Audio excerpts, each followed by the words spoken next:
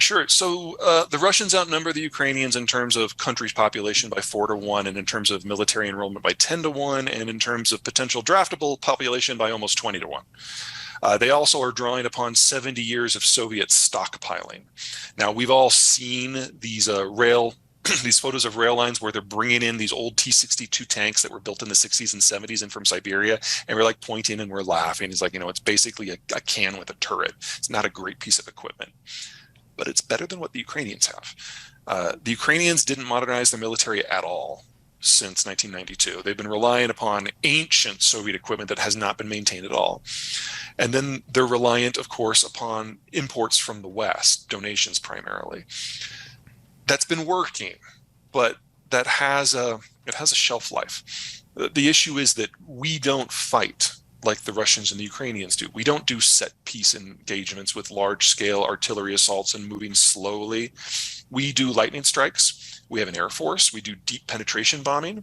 We use smart weapons to target logistical centers and command and control depots. The whole idea is, if with enough precise attacks, you can prevent the other side from functioning as a military in the first place, so they can't do a mass formation. That's how we fight. The equipment that you use for that is not something you train up for in a month or a year. That's a career. So the equipment that we can provide the Ukrainians with has to be, I don't want to say dumb, but certainly not hyper smart, something that they can learn in less than 3 months. And in many cases, it's been less than 2 weeks because they've been under so much pressure. So you're not talking tanks, you're not talking advanced artillery, except for very small groups of people who can be brought out of Ukraine to be trained. You're talking about things that your average Ukrainian can throw in a pickup or throw on their shoulder and run to the front. That's javelins, that's stingers. We've already exhausted half of our stockpile. So we're going to be at a point later this year where we have a large, low morale Russian force fighting with bad logistics and outdated equipment against a Ukrainian force that doesn't have weapons. There's no math there. And when that happens, the Russians are going to roll. If the Ukrainians are going to turn the tide, they have to do so in the next 3 to 5 months. There are certain things that they can hit that would break the Russian lines, but they're not easy to get to, especially with the equipment that the Ukrainians are able to use. So I don't want to say this is over, but the midterm forecast here is not a good one for you. Oh no, the Russians have always intended to not stop until they have all of Ukraine, but not stop when they have all of Ukraine. The Russian goal here is to plug a series of geographic access points that allow penetration from outside of the Russian space into it.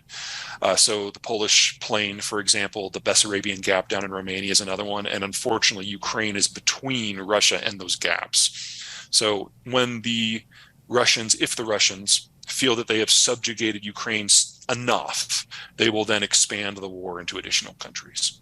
Of the next 9 countries that the Russians are eyeing, 5 of them are in NATO.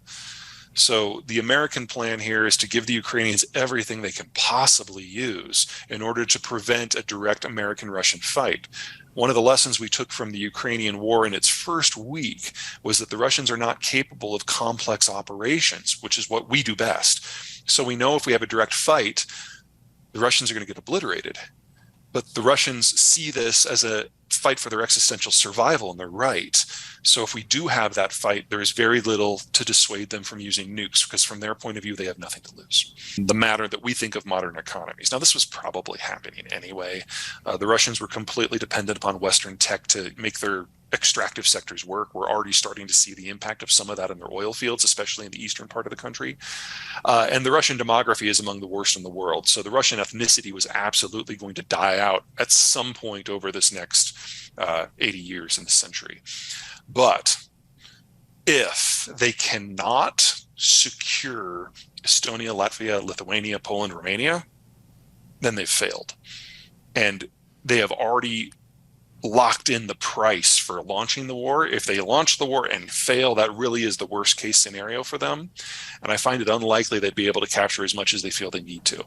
So we are now in the witching hour of the Russian ethnicity. It will probably vanish. Russia will probably vanish over the course of the next 20 to 25 years. Now, if the Russians do manage to plug those gaps and get all the way to Warsaw and so on, that buys them a lot more time.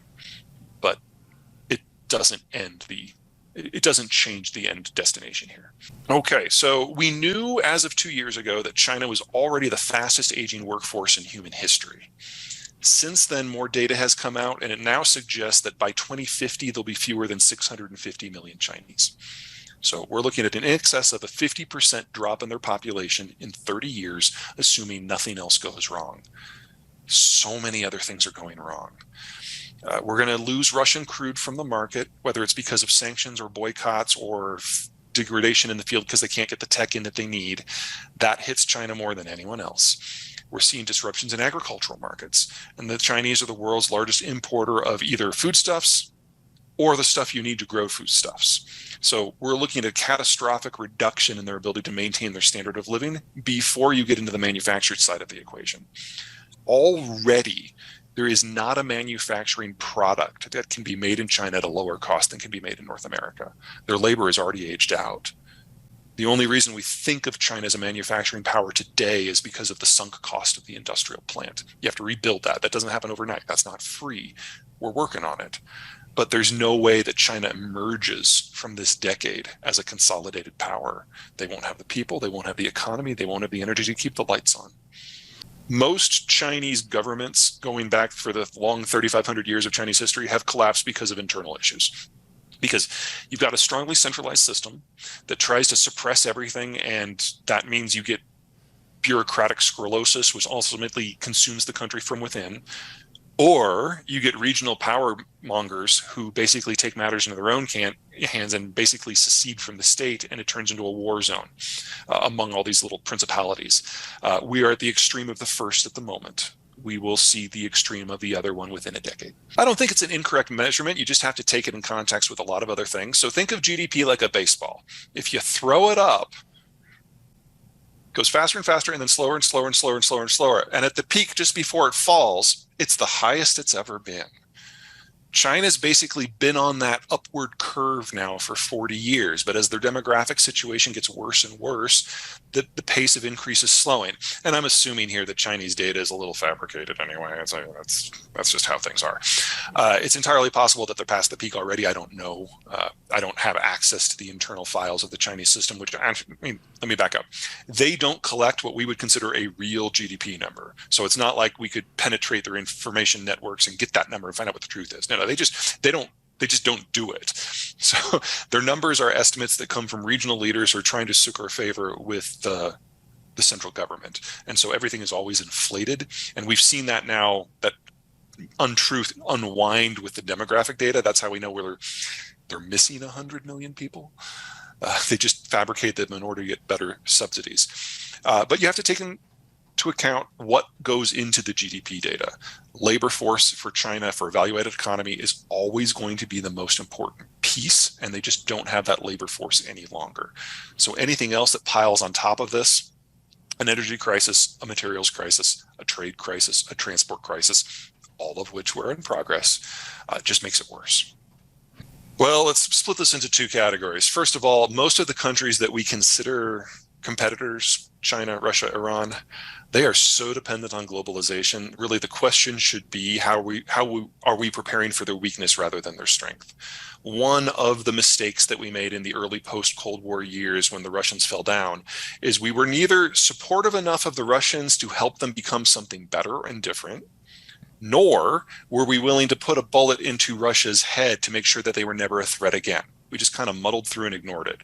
If we do that again, we will, a generation from now, face similar complications in the East Asian and the Middle Eastern and then the Far Eastern theaters. So a little forethought for that I would always support. Second, internally, labor, labor, labor, labor.